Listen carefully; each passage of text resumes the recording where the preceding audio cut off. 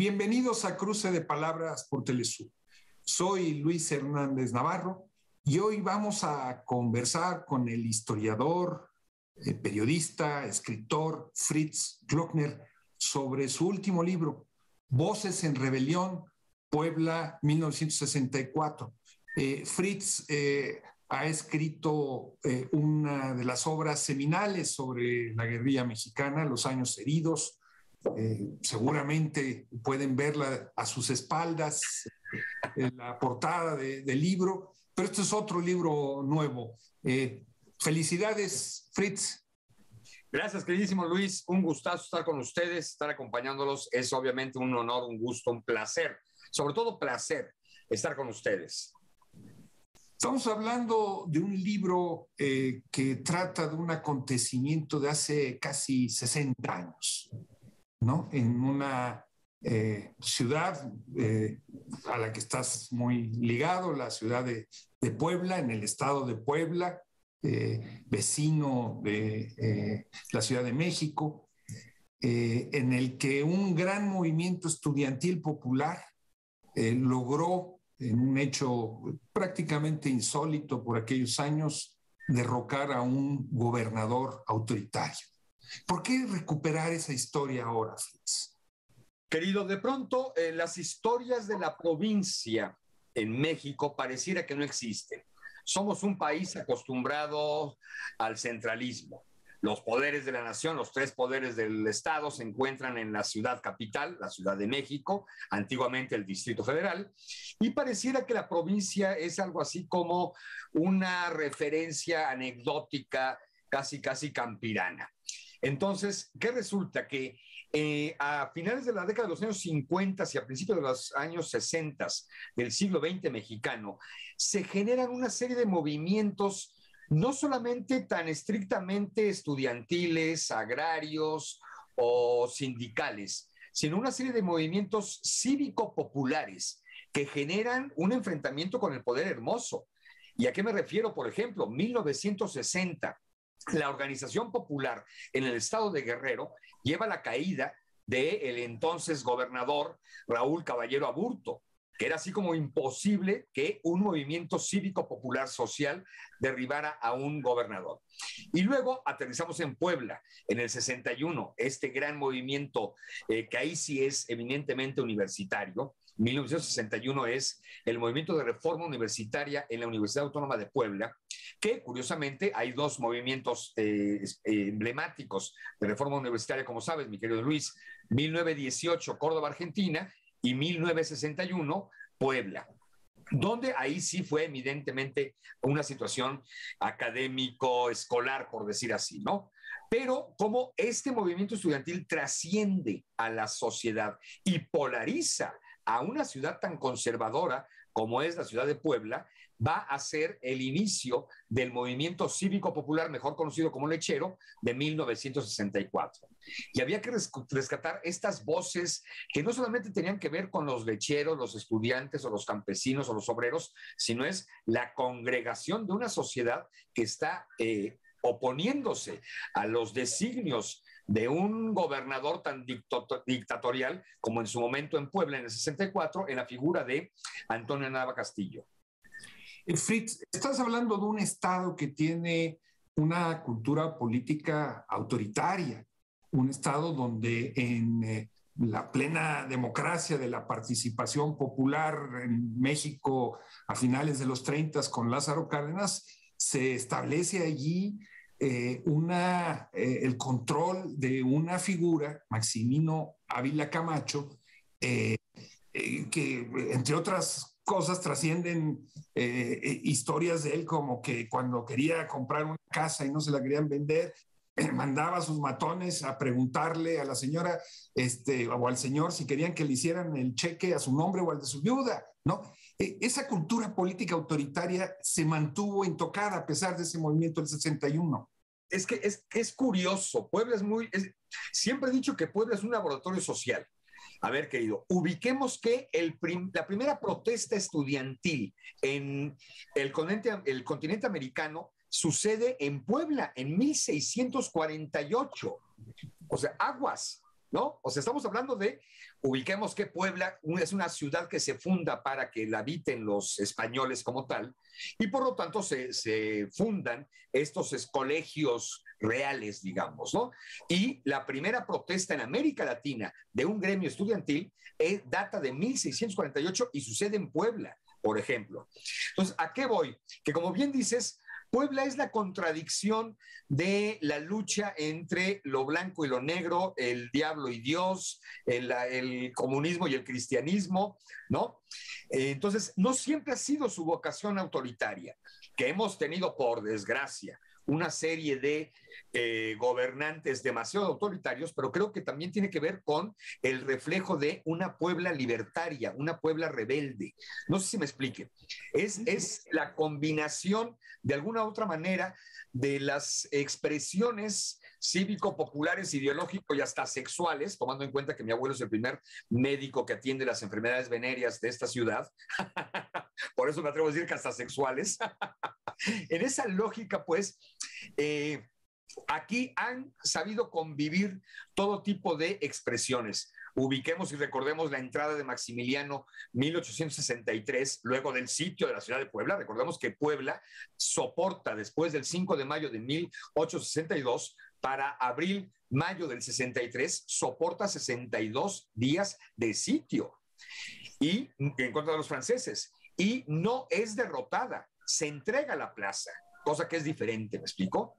Y cuando ya se logra el desfile de Maximiliano y va a entrar a Puebla y la burguesía poblana evidentemente decide recibirlo con pompas y platillos, de pronto, antes de que se suene una campana, porque se había programado que a su entrada todas las campanas de Puebla replicaran, de pronto los campaneros deciden cortar los cordones para que ninguna campana generara el eco de la victoria del imperio de francés representado por Maximiliano. Entonces, ¿a qué voy?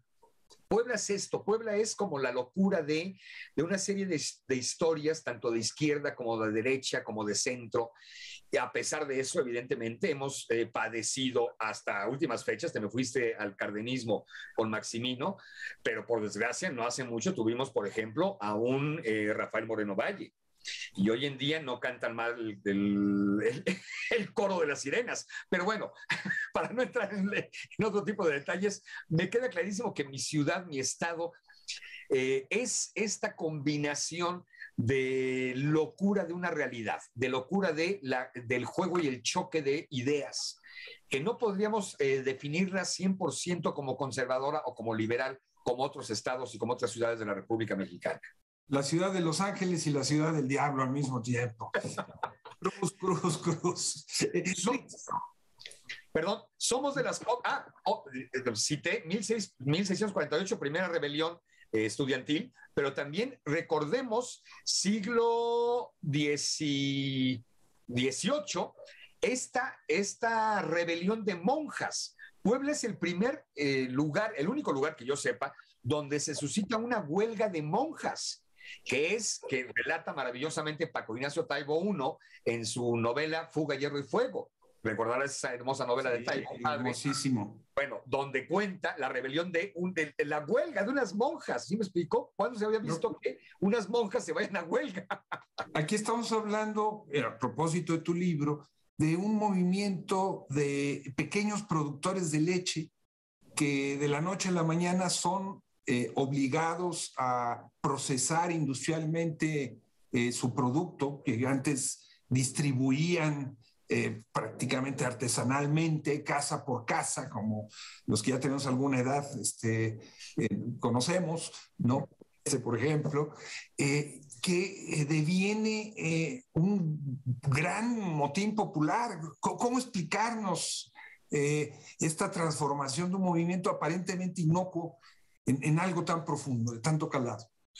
Déjame contarte un poco, digamos, que este movimiento tiene muchas arterias con mi origen familiar, digamos, ¿no? Pero ¿qué sucede fundamentalmente? El 64, que se hablaba como movimiento lechero en genérico y no se descubría o no se terminaba de revelar como un movimiento enormemente cívico-popular, si no nos hubiera logrado la caída del gobernador Antonio Nava Castillo, tenía una cercanía familiar de mi parte debido a que específicamente mi tía Julieta y su esposo, Carlos Martín del Campo, se sabía que habían sido líderes de este movimiento. A diferencia de los activistas, como tú has contado y recuperado. exactamente, y que tú ya sabes un poquito más que yo al respecto. La gracia es que así como mi abuelo fue la imagen emblemática de la reforma universitaria del 61, para el 64 se hablaba mucho en la sobremesa familiar de la participación de Carlos y de Julieta en el movimiento del 64. Pero curiosamente te das cuenta de que es una historia que ha quedado un poco soterrada, digamos, incluso dentro de los anales de la historia de la izquierda. Una historia soterrada, si me permites, vamos a hacer una pausa y ahorita volvemos para retomar el hilo. Por favor, con todo gusto. No se vayan, volvemos en muy breves instantes.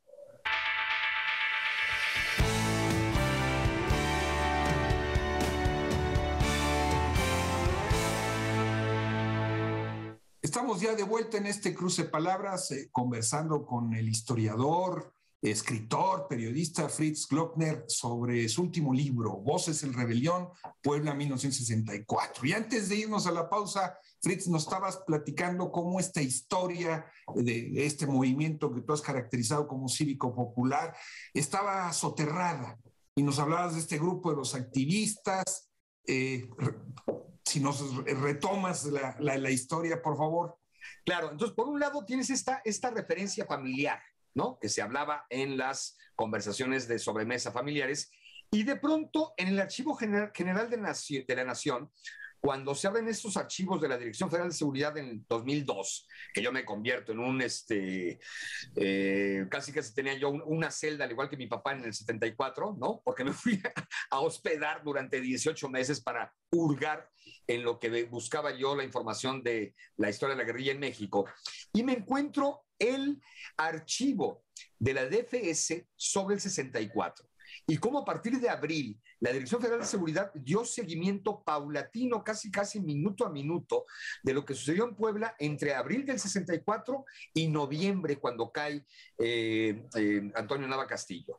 Y a esto súmale que de pronto, en un día cualquiera, aquí en la ciudad de Puebla, que voy a una escuela a presentar alguno de mis libros, creo que era Cementerio de Papel, y mi antiguo maestro de matemáticas de primero de secundaria del Colegio Oriente de Jesuitas me insiste en que tiene urgentemente que tomar un café conmigo porque quiere descontarme algo.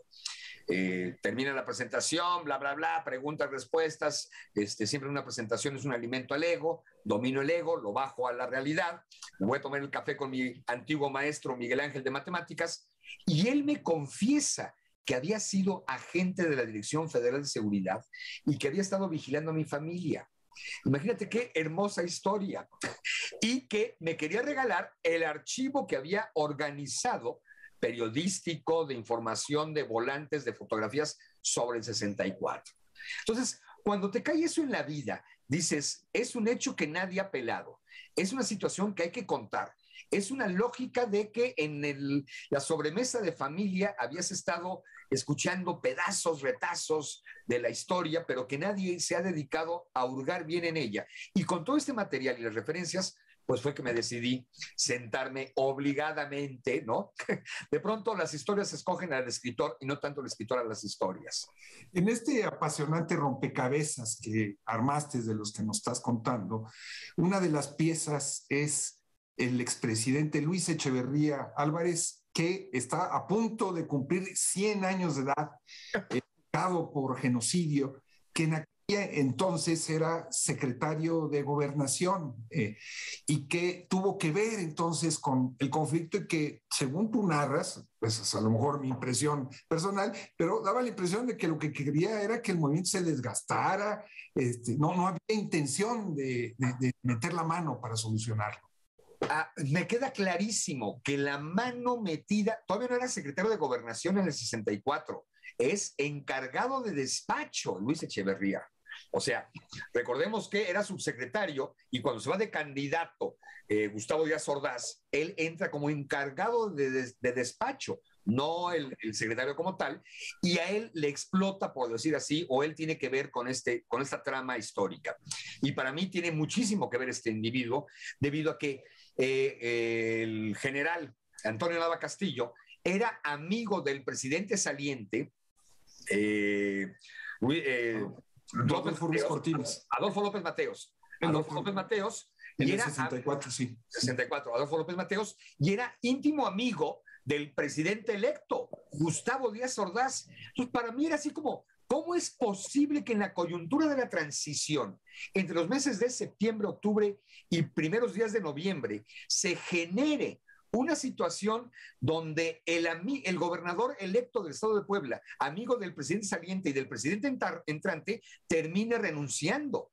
Y no me queda la menor duda que mucho tiene que ver la mano oculta del encargado del despacho de la Secretaría de Gobernación, Luis Echeverría Álvarez, quien, por cierto, recordemos que tiene una relación de amor eterno con Puebla, debido a que su carrera política, su carrera administrativa, burocrática, más bien no política, empieza siendo secretario particular de Rodolfo, el que era general, que era presidente del PRI.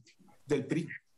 Ahorita me acordaré del apellido, pero este personaje es el primero, Sánchez Taboada, Rodolfo Sánchez Taboada, es el que le da su primer trabajo de funcionarete, presidente del PRI entonces, y recordemos que ese general fue teniente coronel en el 19 y estuvo presente en abril del 19 en Chinameca.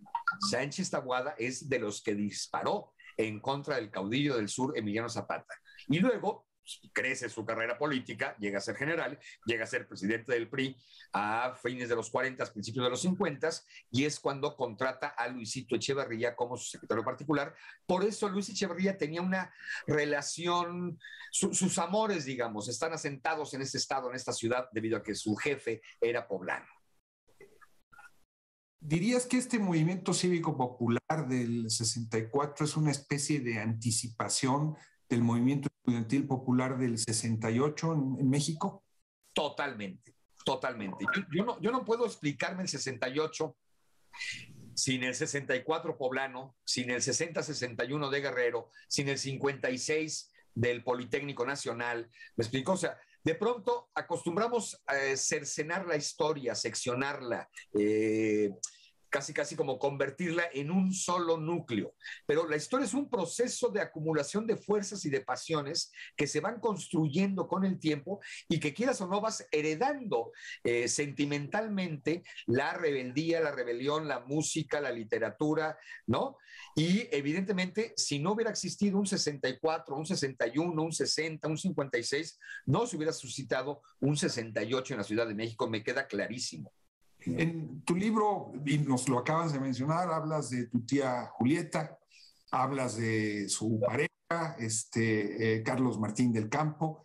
¿Dirías tú también que este movimiento 64 y este grupo de los activistas es una especie de semilla de la que va a germinar después una opción político-militar? Bueno, pues, tal no es, mi querido amigo, que mi tía Julieta termina incorporándose a las Fuerzas de Liberación Nacional en 1971 y fallece en un enfrentamiento con el ejército mexicano en febrero de 1975 en Cárdenas, Tabasco, ¿no? O sea, definitivamente, todos estos jóvenes que traían el ímpetu de la democracia, incluso de solicitar la resolución del conflicto social a través de los márgenes legales, ¿no? Pero que reciben como respuesta la represión, el madrazo, el intento de cooptación, la violación a sus principios. Esto es lo que los va radicalizando primero en células de autodefensa que posteriormente terminan constituyéndose como células de ataque, digamos, ¿no? De guerrilla en ese sentido, ¿no? Entonces, al igual de lo que mencionaba del 68, por supuesto que la guerrilla que se va a desatar a partir del, sobre todo 69 al 78, es producto de esta acumulación, una vez más, de fuerzas, de frustraciones, de sueños violados y de cercenación de utopías. Y entonces había que replantearse la vida, había que replantearse qué canales quedaban como opción ante un régimen tan autoritario, tan sanguinario, tan represivo como el que se vive en México durante el Partido de Estado Único, el Partido Revolucionario Institucional. Antes de la lectura de tu libro, Fritz, la imagen que yo tenía de este movimiento en Puebla era la de un movimiento en el que el Partido Comunista Mexicano había tenido un papel fundamental en su conducción. Incluso uno de sus dirigentes históricos, un normalista rural, candidato electoral del pueblo a la presidencia, Ramón Danzós Palomino, había sido encarcelado como resultado de este movimiento. Al leer tu libro, resulta que esto no es así, que era una especie de hombre de paja que el Estado mexicano construyó para encontrar un enemigo a modo y que la lógica del movimiento es otra. ¿Es así? Total y absolutamente. Recordemos que a final de cuentas el Partido Comunista Mexicano, fundado en 1918 y que se mantiene en la clandestinidad durante muchos años y demás, siempre intenta convertirse en el abanderado de las causas sociales, de la movilidad social, pero su clandestinidad y muchas veces su dogmatismo le evita tocar piso, ¿no? Y entonces es curioso cómo en los movimientos posteriores, en la historia, en la narrativa, intentan, digamos, algo así como sentarse, apropiarse de esta efervescencia y de estas luchas. Porque no solamente han intentado adueñarse de la dirección del movimiento cívico popular lechero del 64, sino también incluso del 68, ¿no?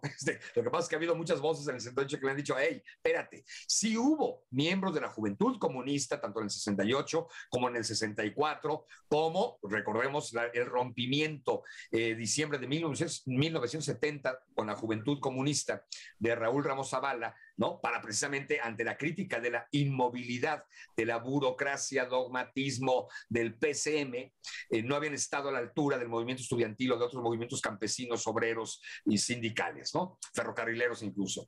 Entonces, la narrativa había sido una posibilidad de que el PCM era como el abanderado, era el gestor, era el impulsor del movimiento del 64, y cuando vas entrevistando gente, porque además, repito, no solamente fue lo que ya dije, el ambiente familiar, los documentos de Lecumberri y el archivo que me entrega el antiguo agente de la DFS, que fue a mí antiguo maestro de matemáticas, sino también tuve la oportunidad de entrevistar a varios de los participantes, como a Ramón Beltrán, miembro del comité estudiantil poblano, ¿no? de la organización estudiantil, así como también tuve la oportunidad de entrevistar al mismísimo Carlos Martín del Campo o a su compinche Edgar Bello, digamos, ¿no?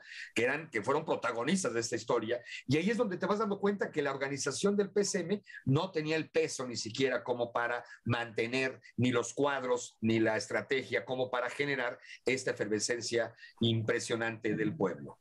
Fritz, nos alcanzó el tiempo. Muchísimas gracias por compartir con nosotros tus pasiones, tus aventuras. Ahí está, Voces en Rebelión, Puebla, 1964. Sí, porque nada más estaba la portada del otro libro, entonces había que enseñar esta. Muchísimas gracias. Y ustedes, amigas, amigos, muchísimas gracias por su amable compañía el día de hoy. Ya saben, los esperamos la próxima semana aquí en Cruces de Palabras por Telesur. Hasta la próxima. Abrazos.